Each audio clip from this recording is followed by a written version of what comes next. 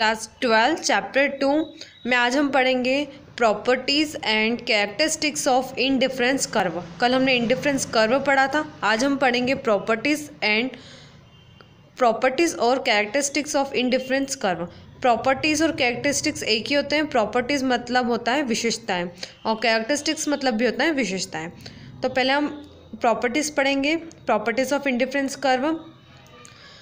Points में दे रखिए, पहला an indifference curve slopes downward. जो इंडिफरेंस कर्व होता है उसका स्लोप डाउनवर्ड होता है। Second, an indifference curve can not cross each other. जो इंडिफरेंस कर्व होता है वो एक दूसरे को क्रॉस नहीं करते हैं। इंडिफरेंस कर्व हमने पढ़ा था कल, दो गुड्स का कॉम्बिनेशन होता है उससे हम इंडिफरेंस कर्व होते हैं। तो इंडिफरेंस कर्व जो होता है वो एक दूसरे क्रॉस नहीं करता। Third, indifference curve can not be thick. जो इंडिफरेंस कर्व होता है वो थिक नहीं हो सकता। इंडिफरेंस कर्व जैसा हम बनाते हैं तो उसे हम ठीक नहीं बना सकते। Indifference curve are convex to the origin. जो इंडिफरेंस कर्व है वो ओरिजिन से कैसा होता है, कॉन्वेक्स शेप में होता है। कॉन्वेक्स कल मैं बता चुकी हूँ आपको कि कैसा शेप होता है, और इसे आगे और हम डिटेल में पढ़ेंगे अभी। High indifference curve represent higher level of satisfaction. जितना ज़्यादा क्या रहेगा इंडिफरेंस कर्व रहेगा उतनी ही ज़्यादा क्या करता है वो सेटिस्फेक्शन शो करता है। Indifference curve never intersect each other या द एक्सिस। जो इंडिफरेंस कर्व है वो आपस में एक्सिस जो होती है उसकी एक्स और वाई एक्सिस उसको इंटरसेक्ट नहीं करता, उसे टच नहीं करता है एक्स और वाई एक्सिस को। अब इन्हें हम डिटेल में पढ़ेंगे। प्रॉपर्टीज़ ऑफ इंडिफरेंस कर्व, इन्हें तो हमने शॉर्ट में देख लिया। अब इनका क्या दे रखा है, एक्सप्लेनेशन दे रखा है। तो वही प्रॉपर्टीज़ दे रखा है मीन्स कैरेक्टरिस्टिक्स दे रखा है। मैंने अभी आपको बताया प्रॉपर्टीज़ और कैरेक्टरिस्टिक्स दोनों क्या होते हैं, एक ही होते हैं, विशेषताएं कहते हैं उन्हें। तो पहला पॉइंट है convex to the origin. Indifference curves are always convex to origin. It main reason is application of law of diminishing marginal utility and consequent diminishing marginal rate of substitution. जो इंडिफरेंस कर्व है वो उसके origin से कौन से shape में होता है, कॉन्वेक्स शेप में होता है। और उसका रीज़न क्या है, law of diminishing marginal utility जो हमने पढ़ी थी उसका जो लॉ पढ़ा था उसकी वजह से। और रेट ऑफ सब्स्टिट्यूशन जो होता है, रेट मतलब होता है जो कीमत होती है किसकी, जो एक दूसरे के जो सब्स्टिट्यूट गुड होते हैं उनकी रेट पर क्या होता है, डिपेंड होता है ये। तो इसका ये रीज़न, इसी की वजह से उसका जो स्लोप होता है कैसा होता है, वो कॉन्वेक्स टू ओरिजिन होता है। कॉन्वेक्स टू ओरिजिन हम देखेंगे, कॉन्वेक्स टू ओरिजिन इस प्रकार होता है। Second, sloping downwards. As a consumer consumes more of one commodity he must consume less of the other commodity. एक कंज्यूमर क्या करता है, उपभोक्ता एक कमोडिटी ज़्यादा खरीद रहा है तो दूसरी कमोडिटी कम खरीदेगा। If he decide to have more unit of one commodity he will have to reduce the number of unit of other commodity so that the total satisfaction remain unchanged.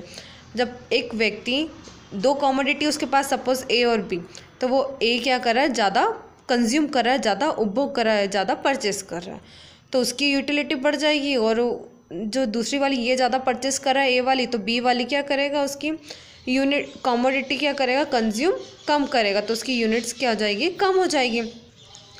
लेकिन उसका जो सेटिस्फेक्शन है वो क्या होता है, अनचेंज रहता है, चेंज नहीं होता है। क्यों? क्योंकि उसको तो सेटिस्फेक्शन तो मिल ही रहा है, और उसको सेटिस्फेक्शन मिल रहा है ए से, तभी तो वो ए को ज़्यादा परचेस कर रहा है। तो इसीलिए इसका जो स्लोप होता है वो डाउनवर्ड होता है। तो इसका रीज़न ये है कि अगर एक परचेस करेगा तो दूसरा क्या होगा, दूसरा रिड्यूस होगा, एक इंक्रीज़ होगा तो दूसरा क्या होगा, रिड्यूस होगा। तो इसीलिए इसका जो स्लोप होता है वो डाउनवर्ड होता है। Third, higher indifference curve represent higher level of satisfaction. Higher indifference curve represent large bundle of commodity which means more utility due to monotonic preference. अगर इंडिफरेंस कर्व क्या है, हमें रिप्रेजेंट कर रहा है, हायर इंडिफरेंस कर्व हमें represent कर रहा है, तो उसका रीज़न क्या होगा, उसका कारण वो मतलब वो हमें ये भी शो करना चाह रहा है कि हमारा सेटिस्फेक्शन भी क्या है, हाई है। अगर सेटिस्फेक्शन हाई है तभी तो इंडिफरेंस कर्व हाई होगा। दैट मीन्स जो कंज्यूमर है वो क्या कर रहा है, कमोडिटी बंडल में मतलब लार्ज क्या कर रहा है, हायर लेवल पर क्या कर रहा है, उसे कंज्यूम कर रहा है, और उसकी यूटिलिटी उपयोगिता क्या हो जाती है, बढ़ जाती है। किसकी वजह से, एकाधिकार की वजह से बढ़ जाती है। वहीं इसके अपोजिट अगर हम बात करें तो लोअर इंडिफरेंस कर्व रहेगा तो वो लोअर लेवल ऑफ सेटिस्फेक्शन को रिप्रेजेंट करता है। फोर्थ प्रॉपर्टीज है indifference curve never intersect each other. जो इंडिफरेंस कर्व होते हैं वो एक दूसरे को इंटरसेक्ट नहीं करते। Two indifference curve can not represent the same level of satisfaction, they can not intersect each other. दो टू इंडिफरेंस कर्व होते हैं वो सेम लेवल का सेटिस्फेक्शन नहीं दे सकते, और इसी का जो रीज़न है वो एक दूसरे को इंटरसेक्ट नहीं कर सकते। डायग्राम शो हो रहा है, इंडिफरेंस कर्व IC1 पहला, indifference curve IC2, indifference curve 2। X axis पर एप्पल दे रखा है, वाई पर मैंगोज दे रखे हैं।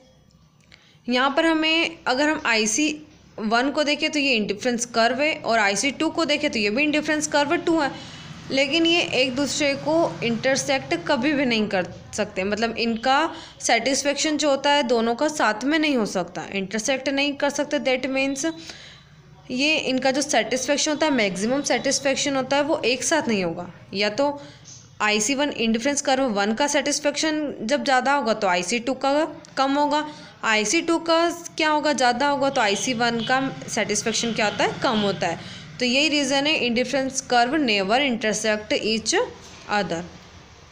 Fifth, an indifference curve can never touch X axis और वाई एक्सिस।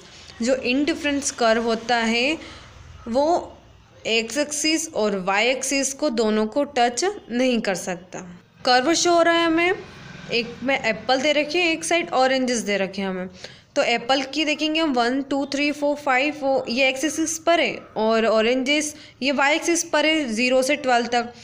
तो हमने यहाँ पर देखा इस कर्व को IC1 कर्व यहाँ पर दे रखा है हमें 0 से 10 पर ये आकर क्या हो गया, वाई एक्सिस पर टच हो गया। दैट मीन्स ये इंडिफरेंस कर्व नहीं है। इंडिफरेंस कर्व वो होगा, ऐसा होता है जो एक्स एक्सिस एप्पल वाली हो गई, वाई एक्सिस ऑरेंजेस वाली हो गई। एक्स एक्सिस और वाई एक्सिस किसी भी कॉमोडिटी की हो वो उन्हें टच नहीं करता, ये इसका पॉइंट है। अगर वो इसे किसी कंडीशन में अगर इंडिफरेंस कर्व एक्स एक्सिस या वाई एक्सिस में से किसी को टच कर लेता है, दैट मीन्स वो इंडिफरेंस कर्व नहीं। तो इसका रीज़न ये रहेगा, इस कंडीशन में जो कंज्यूमर है वो वन कॉमोडिटी, जो वन गुड है उसकी यूनिट परचेस कर रहा है वहीं, लेकिन जो दूसरा कॉमोडिटी है उसकी 0 यूनिट परचेस कंज्यूम नहीं कर रहा है। तो यही इसका रीज़न है, मतलब उसमें से वो दोनों कॉमोडिटी में से सिर्फ वो एक ही क्या कर रहा है, कंज्यूम कर रहा है। तो दैट इज़ द रीज़न वो इंडिफरेंस कर्व नहीं होगा।